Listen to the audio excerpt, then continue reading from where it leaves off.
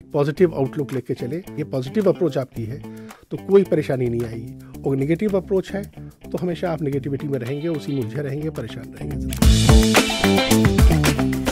Career compass navigating the future.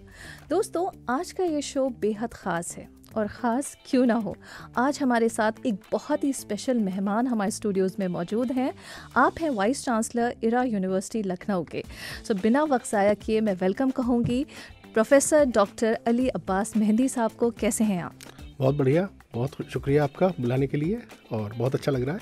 तो शायद ये आपकी पहली विजिट है कतर जी, में। कतर में पहली विजिट है मेरी। शुरुआत यहीं से करूँगी कि कतर आपको कैसा लग रहा है? बेहद खूबसूरत, और यहाँ के लोग बहुत ही अच्छे, और हर यानी कि शहर तो है ही अच्छा, और साथ में जो यहाँ पे वेलकम हुआ वो देख के तो वाकई जिसे कहते हैं कि दिल चार चांद हो गया बिल्कुल, और बहुत अच्छा लगा, और बहुत अच्छा लग रहा है, और बहुत ही गर्मजोशी के साथ में सबने इस्तकबाल किया यहाँ पे, और एक बहुत ही खुशगवार जो है बिल्कुल माहौल रहा, और बहुत ही पॉजिटिव एक अप्रोच के साथ में, तो बहुत अच्छा लग रहा है, और it's a pleasure to be here and honour for me to be participating in your programme.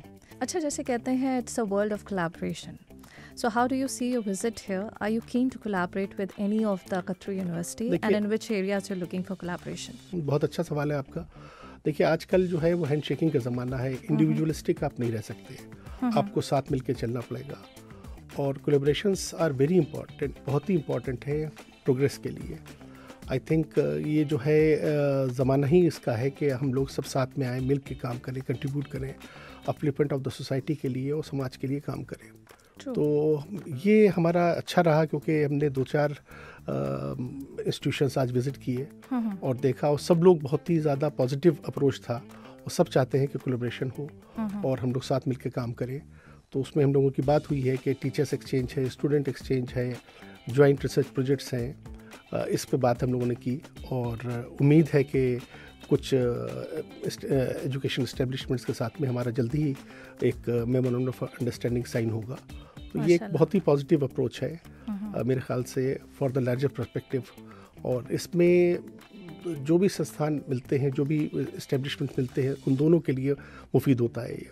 So how does university's mission and vision aligns with the evolving landscape of today's medical education?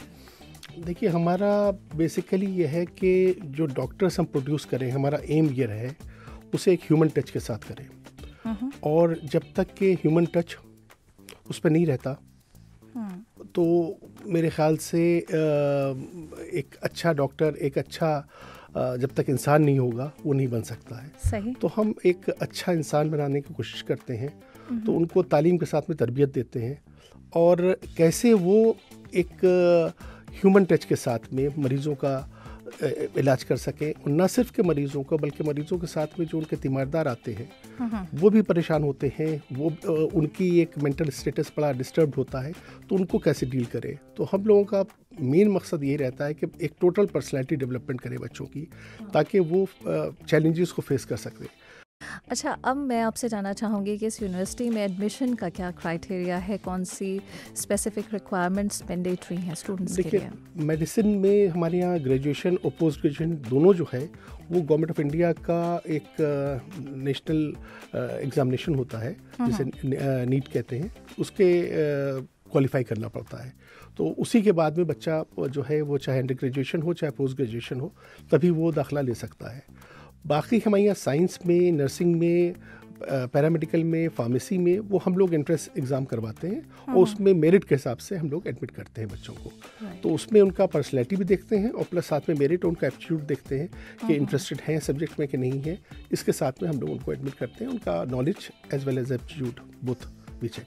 Okay. अच्छा, अभी आपने NEET की बात की तो it reminds me कि NEET के exams की ट्रांसपेरेंसी को लेकर काफ़ी बवाल हुआ अभी, और आप how does your university actually ensure the fairness of exams? देखिए, तो बेसिकली ये है कि गवर्नमेंट ऑफ इंडिया का नीट जो है वो कंडक्ट करवाती है, तो हम लोग तो जो भी बच्चे वो लोग सेलेक्ट करके भेजते हैं, हम ना उनको रिजेक्ट कर सकते हैं, तो एक्सेप्ट तो करना ही है हमें।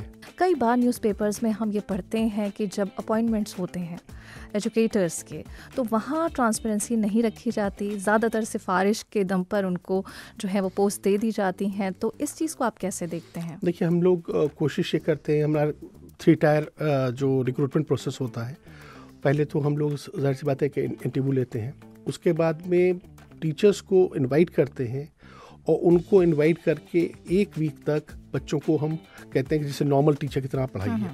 तो उसमें से शॉर्टलिस्ट जिन कैंडिडेट्स को हम लोग कर लेते हैं, उनके सीवी के पहले तो उनका सीवी स्क्रीन किया, उसके बाद में उनको बुलाया, उनसे इंटरेक्शन किया हम लोगों ने, और इंटरेक्शन करने के बाद में जो सेलेक्ट किए हमने शॉर्टलिस्ट किए, उनको फिर हम यानी कि जिसे कहते हैं कि 180 डिग्री जो है या 360 डिग्री पूरा उनके एनालिसिस करवाते हैं। और वो आते हैं फिर जैसे एक नॉर्मल टीचर टीच करता है उस तरह से आके वो हमारी फैकल्टी के साथ इंटरेक्ट करते हैं, हमारे बच्चों के साथ इंटरेक्ट करते हैं, क्लास लेते हैं। तो उसमें हम फिर फैकल्टी से एंड हमारे स्टूडेंट से फीडबैक लेते हैं और उसके बेसिस के ऊपर हम सेलेक्ट करते हैं। तो कोशिश यही करते हैं कि अच्छे टीचर्स, क्योंकि अगर अच्छे टीचर्स नहीं होंगे तो फिर हमारे स्टूडेंट्स अच्छे नहीं निकलेंगे और जो मेंटरिंग अच्छी ना कर पाए। तो कोशिश यही रहती है कि टीचर्स ना सिर्फ के टीच करें बल्कि मेंटर भी करें बच्चों को, ताकि वो अच्छी एक तरबियत भी दे पाए। क्या बात है, बहुत ही खूबसूरत बात।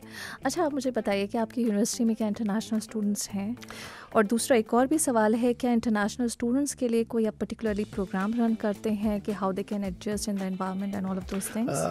अभी फॉरेन स्टूडेंट्स का नहीं है, बट इंडियन जो ओरिजिन के स्टूडेंट्स हैं वो हमारे यहाँ आते हैं। काफ़ी हमारे गल्फ से बच्चे, यूएई से, सऊदी अरबिया से बच्चे काफ़ी आ रहे हैं, और जो मेडिसिन भी पढ़ रहे हैं, साइंस में भी आ रहे हैं, नर्सिंग में भी आ रहे हैं, और वो तो यानी कि ओपन है। बट फॉरेन स्टूडेंट्स का जो यानी कि इंडियन नेशनल नहीं है, उनका अभी हम लोग नहीं ले रहे हैं, क्योंकि मेडिसिन में वो अलाउड नहीं है। तो इसलिए वो अभी हम लोग नहीं कर रहे हैं। But people of Indian origin जो भी यानी कि बाहर भी अगर हैं तो वो आते हैं और एडमिशन लेते हैं और पढ़ रहे हैं। काफ़ी बच्चे पढ़ रहे हैं भैया, गल्फ से काफ़ी बच्चा पढ़ रहा है भैया। ओह माशाल्लाह।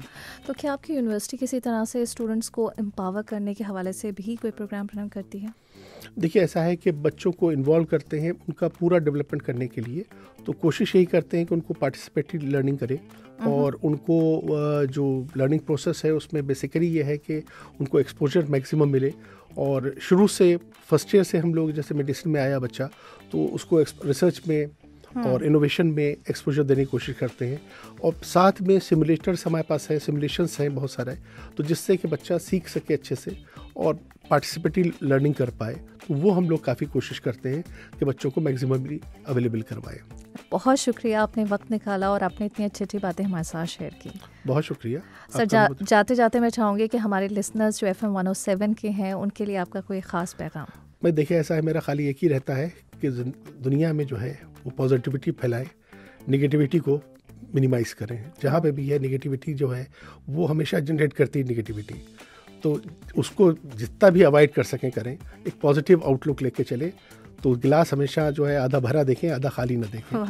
यही ज़िंदगी का हमेशा पहलू होना चाहिए। और इसके बाद में अगर ये पॉजिटिव अप्रोच आपकी है तो कोई परेशानी नहीं आएगी, और नेगेटिव अप्रोच है तो हमेशा आप नेगेटिविटी में रहेंगे, उसी में उलझे रहेंगे, परेशान रहेंगे ज़िंदगी भर। Wow, beautiful beautiful message. Thank you so very much for sharing this valuable insight with us. Thank you so much sir. बहुत बहुत शुक्रिया।